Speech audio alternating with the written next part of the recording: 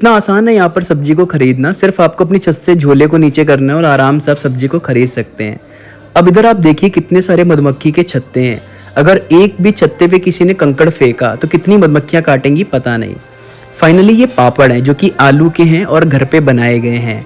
होली पे महीनों पहले से ये पापड़ बनने चालू हो जाते हैं।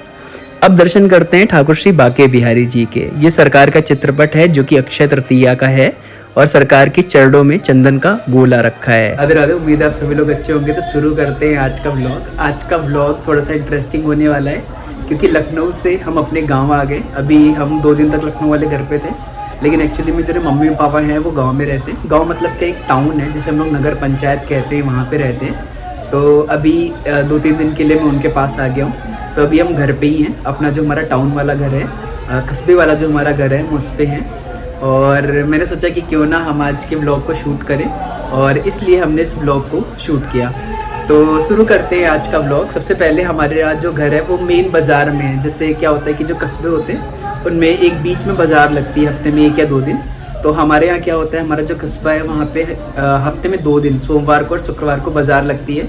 तो सारे के सारे जो लोग हैं वो इधर से ही आकर के सब्जी खरीदते हैं। और जो मिठाइयाँ वगैरह होती हैं, वैसे तो प्रॉपर शॉप्स हैं, काफ़ी ठीक ठाक बड़ा है ये टाउन, लेकिन इसके अलावा जो मतलब कुछ लोकल शॉपकीपर्स होते हैं वो सारे के सारे अपनी शॉप्स लगाते हैं। सब्जियों की शॉप्स लगाते हैं, जो कपड़ों की शॉप्स होती हैं जिन लोगों को ज़रूरत होती है। तो आसपास के जो छोटे छोटे से गांव हैं वहाँ से लोग आते हैं, सब्जी खरीदते हैं। और बहुत सारा जो ज़रूरत का सामान होता है वो हफ्ते में 1-2 दिन खरीद के यहाँ से लेके जाते हैं। तो सबसे पहले हम आपको जो है उस बाज़ार को दिखाते हैं। छत से हम कैमरे को जूम करके आपको बाज़ार दिखाते हैं। और यहाँ पे देखिए सब्जी का रेट कितना सस्ता है। इतनी सस्ती सब्जी ना वृंदावन में मिलती है ना दिल्ली में मिलती है। दोनों जगह पे सब्जियों का रेट बहुत ज़्यादा है। और इसके अलावा फिर घर के पास में बहुत पुरानी बिल्डिंग है, उसमें बहुत सारे मधुमक्खी के छत्ते हैं। फिर मैं आपको वो दिखाऊंगा।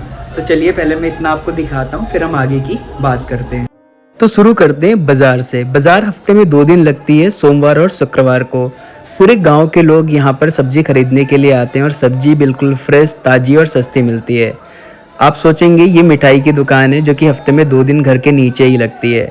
लोहे का सामान जो भी आपको ख़रीदना है आसानी से आपको मिल जाएगा, चाहे वो कढ़ाई हो, चाहे वो तवा हो, चाहे और भी कोई बर्तन हो।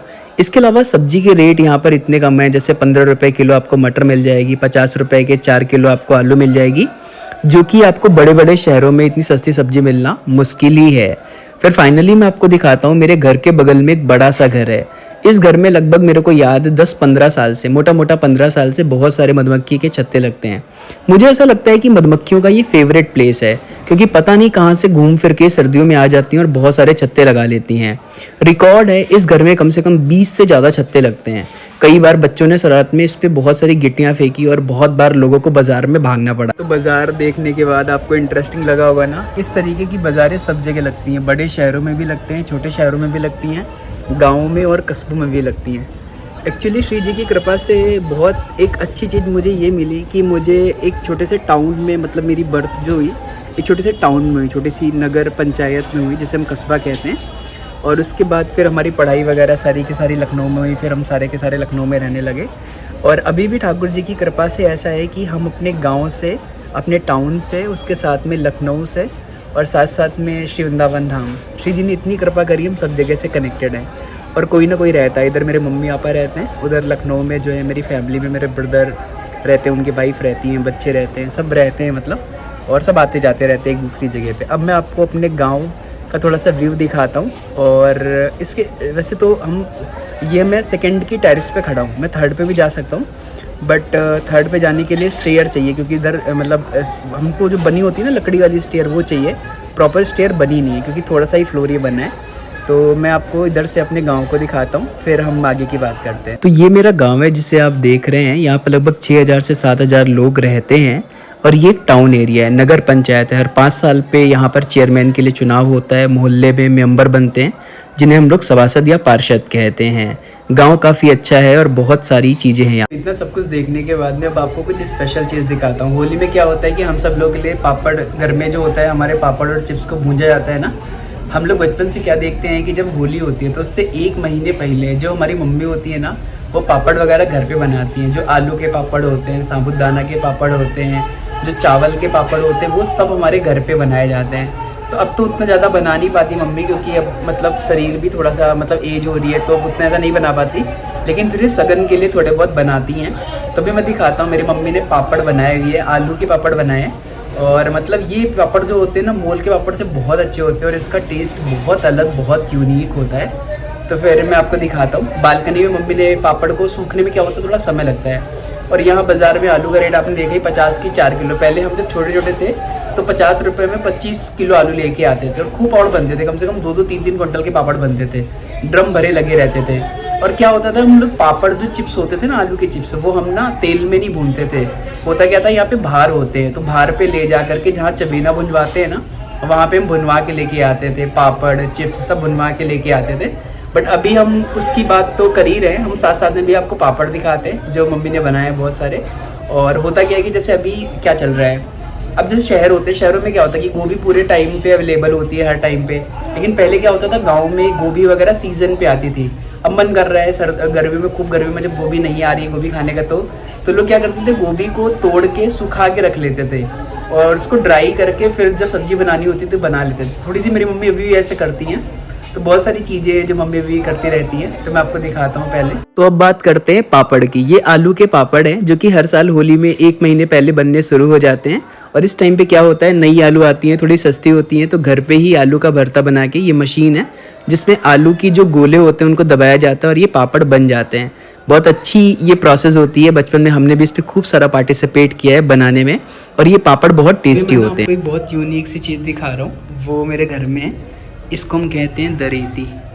दरेती ये पत्थर की होती है, इससे क्या होता है, चीज़ों को दरा जाता है, जिसको हम लोग देसी चक्की भी कहते हैं। इसमें क्या होता है कि जो अनाज वगैरह होता है, जो दालें होती हैं, उनको महीन किया जाता है, बारीक किया जाता है। इस काम के लिए इसको यूज़ किया जाता है। जो आप देख रहे हो इसको हम कहते हैं बखारी। इसमें क्या होता है, जो हमारे खेत से गेहूँ आते हैं, तो सारे के सारे गेहूँ को इसी के अंदर भर लिया जाता है और फिर थोड़े थोड़े करके साफ़ किए जाते हैं, धुले जाते हैं और फिर चक्की में पिसवाए जाते हैं।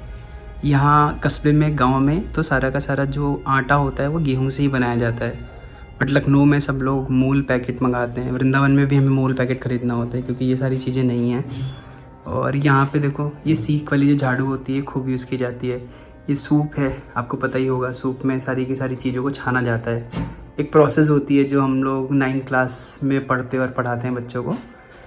इसके अलावा ये छन्ना है, अनाज वगैरह में जो बेसिकली वो होती है ना, कई बार भूसी वगैरह, उसको हटाने के लिए इसको यूज़ किया जाता है। ये सारी की सारी चीज़ें जो मुझे लगा दिखानी चाहिए आपको। ये फर्स्ट फ्लोर है एक्चुअली, तो इधर कोई इतना रहता नहीं है, बट स्टिल ये जो प्लेस है काफ़ी अच्छा है। जो हुआ तो आपको पता ही होगा। बस ये मैंने एक बनवाया था अपने लिए, तो इसमें क्या है, लकड़ी का है, काफ़ी हैवी है। तो जैसे मुनीम जी लोग यूज़ करते थे ना, उसमें क्या होता था कि बुक्स वगैरह रख के पढ़ने के लिए, वो सारा का सारा इस तरीके का है। बट अभी ये यूज़ में नहीं आ रहा है क्योंकि बहुत हैवी इसने बना दिया जिससे बनवाया था। बट अभी इस बार जब कार आएगी ना, तो इसको मैं वृंदावन मंगा लूँगा क्योंकि ये मेरे बहुत ज़्यादा काम का है, तो फिर वहाँ पे मेरे यूज़ में आ जाया करेगा। तो बस इतना बहुत कुछ दिखा दिया मैंने आप। उम्मीद है आपको ये सारी की सारी चीज़ अच्छी लग रही होंगी। अब सबसे एक बहुत प्यारी सी चीज़ है जो मैं आपको दिखाने वाला हूँ, और ये है हमारे बिहारी जी का चित्रपट, जो कि हमारे घर पे श्रीमद् भागवत कथा हुई थी आज से 2-3 साल पहले। तो उस टाइम पे हमने वृंदावन से मंगाया था एक भैया से।